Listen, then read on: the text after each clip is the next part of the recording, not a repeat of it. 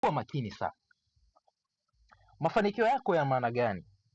Kuna vitu vya msingi ambavyo unatakiwa kujiuliza katika maisha yako pale unapotegemea kwenda katika mafanikio. Kitu cha kwanza ambacho unatakiwa kujiuliza, analyze your source of your failure. Jaribu kuchunguza sababu na chanzo cha shida ambazo unazipata kwa sasa hivi, au kitu ambacho kinakuvuta ushindwe kwenda katika mafanikio ya maisha yako ni kipi? Hilo ni swali la kwanza ambalo mtu aliyeko serious anayetamani kubadilisha maisha yake ni lazima aweze kuangalia chanzo kinachomfanya ashindwe kuchukua maamuzi ya kuweza kubadilisha maisha yake. Lakini kitu cha pili, katika kitu chochote ambacho unatarajia kukifanya katika maisha yako ni lazima uweze kuwa na vision. Vision. Maono ndiyo yanaweza kumfanya mtu kuweza kuyapata mafanikio. Nini maana ya maono? Tunaposema maono ninamaanisha kwamba kuona vitu katika ukamilifu kabla havijaweza kutokea. Yaani kujiona sasa ile pesa ambayo unatamani iweze kukaa kwenye akaunti yako, ile milioni 500, ile bilioni 1, ile trilioni 1 ambayo unatamani siku moja iweze kuimiliki, tayari unaiona unayo. Lile gari ambalo bado hujalimiliki, unaona watu wakiwa wanaliendesha, ila unatamani siku moja kuweza kuwa nalo, na wakati huo wewe unajiona tayari unalo. Ile nyumba ambayo siku zote unatamani kuishi, lakini wewe unaona tayari upo naishi. Huo ndio uhalisia wa vision. Sasa watu wengi wanashindwa kuyapata mafanikio ni kwa sababu hawana vision. Na vision haiji kwa mtu mjinga. Vision haiji kwa mtu ambaye hataki kubadilisha akili yake. Vision haiji kwa mtu ambaye hayupo serious na maisha yake yeye mwenyewe. Ila vision inakuja kwa mtu ambaye yeye ni mtu mwenye mchechetuko wa kubadilisha maisha yake. Hapa tunazungumzia energy of enthusiasm. Sasa wewe katika maisha yako una mchechetuko wa mafanikio? Unao? Unapokuwa na vision, wewe kwako kitu ni kimoja tu, possible is your only option. Hakuna kitu kingine. Wewe inawezekana ndilo jambo pekee ambalo unalijua. Hakuna upande wa pili. Sasa hivi vitu ni vitu vidogo vidogo vinavyoonekana, lakini ndivyo vipo katika mchakato wa kukufanya uweze kubadilisha maisha yako. Mimi nakumbuka siku moja niliwahi kuwa na rafiki yangu na nikamwambia kuna siku moja nitakuwa na uwezo wa kuingiza pesa pasipo kutumia nguvu. Nitakuwa na uwezo wa kutengeneza kiasi chochote cha pesa ninachokihitaji kwa maneno yangu tu, pasipo kutumia nguvu ya aina yoyote, pasipo kuchosha viungo vyangu, pasipo kuchosha mwili wangu, ila kutumia akili tu na maneno nitayokuwa ninazungumza yakanifanya nipate pesa. Mpaka leo anajilaumu kwa sababu hakuamini kwamba hilo jambo linawezekana, ila mimi nililiona, na ndipo sasa nikapata nafasi ya kuiona fursa na nguvu ya fursa ambayo mpaka sasa hivi imefanya maisha yangu yaweze kubadilika. Japo hutaweza kuyaona matokeo, lakini ngoja nikwambie, kuna wakati utakuja kujutia sana hiyo nafasi ambayo pengine unaiona ni nafasi ya kawaida, kumbe ilikuwa imeletwa kwa kusudi maalum kuweza kubadilisha maisha yako. Sasa ni jambo la kimsingi sana ambalo kama utaliona mapema litaweza kukufanya uweze kubadilisha maisha yako. Plan through your goals. See few moments ahead. Jaribu kuona step kadhaa ambazo zinafuatia katika maisha yako. Hivi jiulize, miaka ulionayo sasa hivi, pengine una miaka 20, una miaka 25, wewe bado kama kijana Gen Z. Miaka yako 50, una uhakika hizo nguvu utakuwa nazo? Una uhakika hao wazazi sasa hivi ambao unawategemea, au hiyo familia, au hicho kipato ambacho unakiingiza kwa sasa hivi umeridhika nacho, unaona kabisa kwamba maisha tayari ndio umeyapatia? Lakini ngoja nikuibie siri.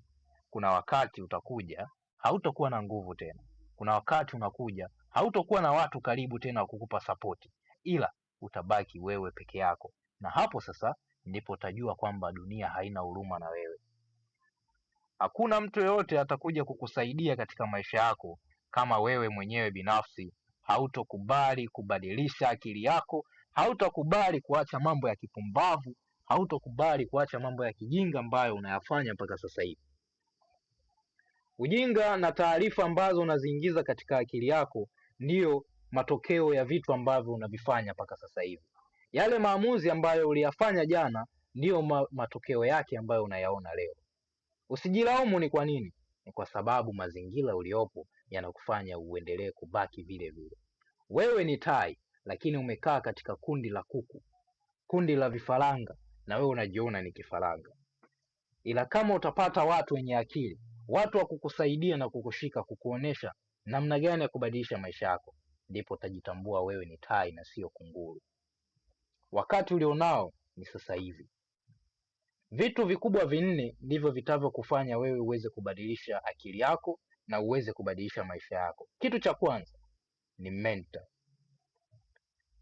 Akili yako au mindset yako ulivyoitengeneza ina uwezo wa kukuruhusu kufikiria kibilionea na kubadilisha maisha yako, au kufikiria kimaskini onea na kuweza kubaki katika utumwa wa maisha.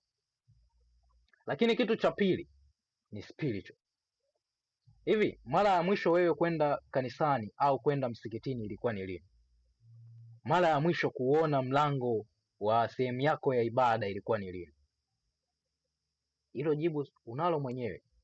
Sasa kama hutoweza kujiweka katika upande wa kiroho zaidi na kujiweka karibu na Mungu wako na kutengeneza akili yako na kubadilisha akili yako na kubadilisha mfumo wa mawazo na watu ulionao katika upande wa sehemu hizi kubwa mbili, tambua hakuna mahala kokote utapoweza kufika.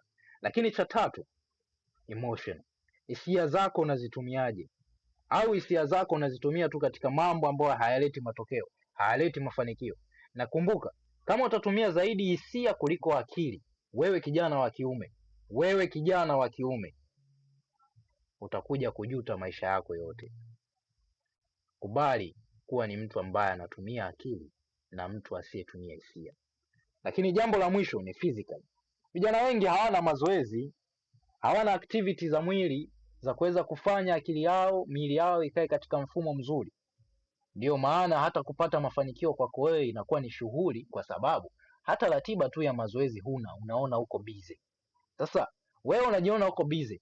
Je, Dangote ambaye anaamka saa 10 anaenda kufanya mazoezi na anaingia katika shughuli zake, yeye ana ubize kiasi gani? Alafu kuna mjinga mmoja anakuja kwamba kusema hana ratiba ya mazoezi kwa sababu muda wake umebana. Hivi unaweza ukaona hiyo picha kwamba watu hawapo serious na kuweza kubadilisha maisha yao na kuyapata mafanikio. Kumbuka kitu kimoja, hivi vitu vikubwa vinne ndizo sehemu kubwa ambazo shetani au algorical devil ndizo anazozitumia kumchezea mtu na kumfanya ashindwe kuweza kuyabadilisha maisha yake na kuyapata mafanikio. Kuwa ni mtu ambaye haukubali kuweza kupitia katika wakati ambao unakufanya wewe kufikiria vitu vya kijinga na vitu vya kipumbavu ambavyo havina sababu ya kukufanya uweze kubadilisha maisha yako. Ila kama utaweza kuchange akili yako siku ya leo, basi maisha yako yamebadilika kuanzia hapo. Hutaweza kuyaona matokeo katika muda huo, lakini akili yako itafanya uweze kufanya mambo makubwa zaidi. Utajiri na umaskini upo katika fikra. Inategemea wewe akili yako inafikiria vitu gani zaidi na inafanya execute ya vitu gani zaidi. Kama usipoliona hilo, basi wewe kama kijana, wewe mtu ambaye unasema kuna sehemu ya mafanikio unatamani kuyapata, sahau kuhusu katika hilo kitu. Mambo ambayo unatakiwa kuyafanya kuanzia sasa ni kubadilisha akili yako, kubadilisha taarifa ambazo unaziingiza katika akili yako. Punguza huo muda ambao unautumia TikTok, punguza huo muda ambao unafanya mambo yasiyo ya maana. Hivi nikuulize, toka siku ya leo asubuhi imeanza mpaka sasa hivi umeshaingia mara ngapi zaidi katika mitandao ya kijamii? Na bado unasema hauna mtaji wa kuweza kuianza biashara. Ni mara ngapi? 3,000, 10,000 ya bando ambao unaipata ya kutumia, lakini unasema mtaji wa kuanza biashara 1,500,000 ni kitu gani? Lakini unasema huna. Kwa sababu gani? Fikra zako zipo katika mtazamo wa kimaskini. Nikuache na kitu kimoja, maisha yako na mafanikio yako yanakuhitaji wewe mwenyewe na akili yako. Kama hutoweza kuliona hilo, basi hata matokeo ya maisha yako yatakuwa ni magumu sana kuweza kuyapata. Warren Buffett aliwahi kusema, kama usipokuwa na mfumo wa kujitengenezea kipato na kuingiza pesa hata ukiwa umelala, basi utajikuta unafanya kazi mpaka unakufa. Angalia sana usiwe katika kundi hilo. Mungu awabariki sana, na asante sana kwa wewe ambao umetenga muda wako mpaka muda huu kuweza kunipatia nafasi kwa muda mchache kuweza kusikiliza.